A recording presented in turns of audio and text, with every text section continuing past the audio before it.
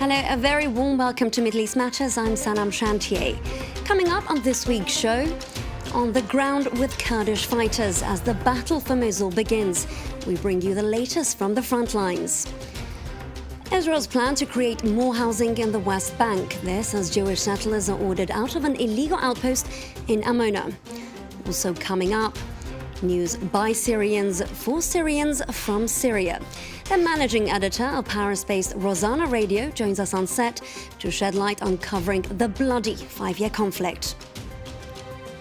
We start with Mosul, where a long-awaited campaign has been launched to liberate the Iraqi city from the claws of the Islamic State group.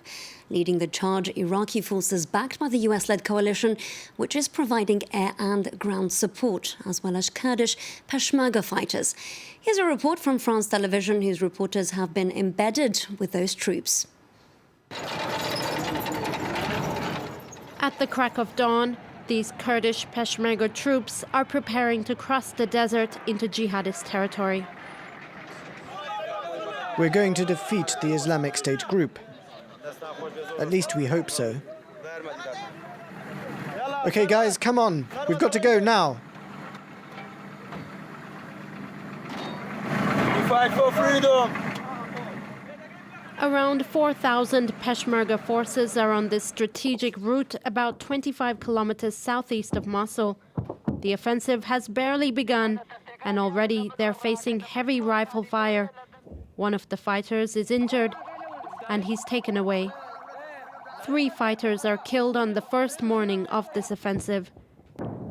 Moments later, a plume of smoke erupts as a car bomb is set off by IS group fighters fleeing the city. They can be seen here, escaping on motorbikes. The Peshmerga forces are in charge of clearing houses booby-trapped by the IS group fighters. They've put mines everywhere, in the fields, on the roads, anywhere to stop us from advancing. So we have to deactivate each and every mine. They've managed to secure this village. Here they discover what the jihadists have left behind. Do you see what's behind that blanket there? TNT explosives. The fighter explains that the load of explosives is spread out through the house and connected to a detonator, so if the front door is opened, the house will explode. In one building, fighters discover networks of tunnels that the IS group has dug to move people and equipment between towns. Coalition airstrikes have destroyed some of the tunnels and this mosque that was used by dozens of jihadists. The offensive is focusing for the moment on the outskirts of Mosul. The battle for Iraq's second biggest city is expected to last several weeks. That was Diptyka Laurent reporting. Now, with the operation to recapture Mosul underway, the fate of some 1.5 million Iraqis, 500,000 of those children, hangs in the balance. That's according to the United Nations. The international body has also declared it doesn't have sufficient funds to fully prepare for the worst-case scenario. Catherine Clifford takes a look at the challenges that lie ahead. After risking their lives to flee the Islamic State group, new arrivals here at the Dabaga camp can't immediately be accommodated due to a lack of housing. Already home to some 26,000 people, this camp in Erbil, 80 kilometers southeast of Mosul, is scrambling to prepare for vast numbers of new arrivals expected as the offensive edges forward.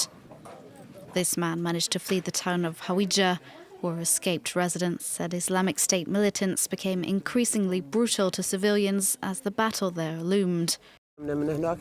We fled at night and walked for over 5 or 6 hours. We managed to escape bombs. The Islamic State group also shot at us, but we managed to get away. We suffered from starvation there. People were dying. There was no working hospital and no emergency services. The United Nations says in the long run the offensive could displace up to 1 million people, warning the first mass movement could come any time between now and next week. This is going to be massive emergency. The information we have is there would be about 200,000 that will come out in the first 2 weeks of the emergency. And you can imagine addressing the needs of 200,000 people. The UN Refugee Agency is seeking about 180 million euros to respond to the crisis and has raised around 75 million euros of that so far. To the West Bank now, where yet another fight is reaching a boiling point. This time, Israeli settlers are being ordered out of Amona, a settlement in the occupied land. And as compensation for the current residents, the government has approved the construction of some 100 new housing units, also on Palestinian territory. The move has been condemned by Washington, another sign of fraying relations between the Jewish state and its most staunch ally. The Israeli settlement of Amona in the occupied West Bank. Around 40 families live here, mostly in caravan homes, but maybe not for much longer. The Israeli High Court has ruled that the settlement is on Palestinian property and must be evacuated by December the 25th. A move contested by some Israelis, particularly the Amona settlers themselves. We are not going anywhere from here. This is our home. Not the Israeli Supreme Court will get us out of here, and no one else. The Israeli defense minister insists the evacuation order must be obeyed, but the government has authorized the construction of nearly 100 new housing units in the nearby West Bank settlement of Shiloh. When Fouad Mahdi heard this news, he became deeply upset.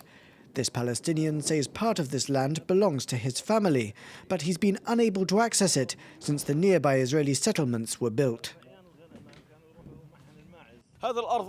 This land is our land, the land of our ancestors, which we inherited from our parents and grandparents. For us, land has great value. When I heard on the radio that they were going to take my land, I cried in grief. It was as if one of my children had died. All Israeli settlements in the West Bank are seen as illegal under international law, though Tel Aviv differentiates between those it's approved and those that it's not. But even unapproved settlements like Amona have sometimes been retroactively legalized. Rights groups now worry the Israeli government will try to find a loophole to bypass the court ruling. The Israeli government, under the pressure of the settlers and the extreme right wing, is trying to find all sorts of strange and, in our opinion, illegal solutions that they won't really have to evacuate.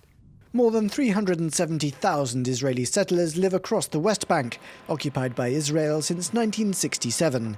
The Jewish state's ongoing construction of settlements has long been seen as a major stumbling block in the resolution of the Israeli-Palestinian conflict, now spanning almost 7 decades.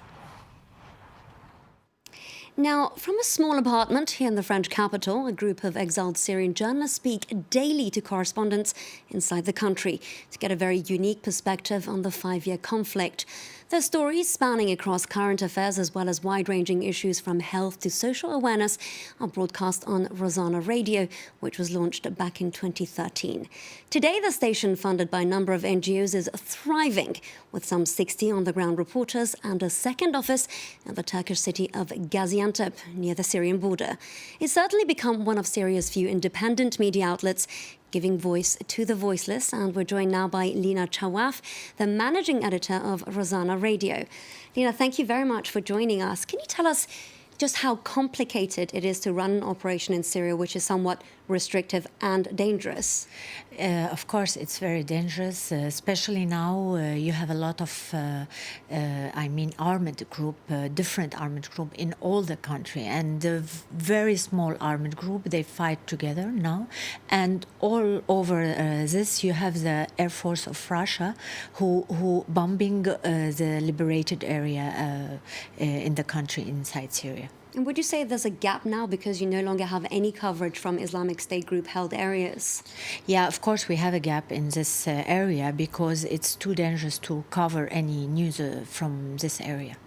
Now, obviously, Rozana prides itself on being a station that operates from the country.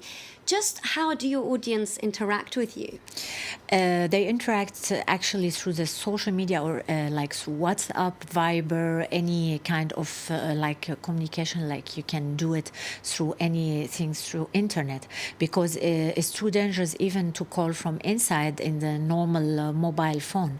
They watch us through the satellite and through the application that we have have on the smartphone. So we have a lot of calls every day that's coming, especially from the satellite channels that we have. Now, for the time being, it appears that Rozana is being broadcast in opposition-held areas. Is there any ambition to expand that to regime-held areas as well? We are actually broadcasting in the regime area, as I said, through the satellite everywhere. But of course, we are trying now to expand our FM broadcasting to the regime area. We are trying from above or from outside the country. Now, there's obviously some kind of a French connection here. The headquarters is based in Paris, one of them anyway. And you used to be partially funded by the French Foreign Ministry. Yeah. Some of your journalists were actually trained by French organizations. Can you tell us a little bit about that? Actually, not some of our journalists, even some of our correspondents who are inside Syria. We have been training them, and the training was from the French, many French organizations here. Not only the journalists here. Now we are late of the French funding, and we are looking forward, and we are trying now to get more funding from the French Minister of Affairs or from any other French media organization. I think on that note, we have to end this week's edition. Lina Chawaf, thank you very much for joining us, and thank you for watching Middle East Matters. Do stay tuned to France 24.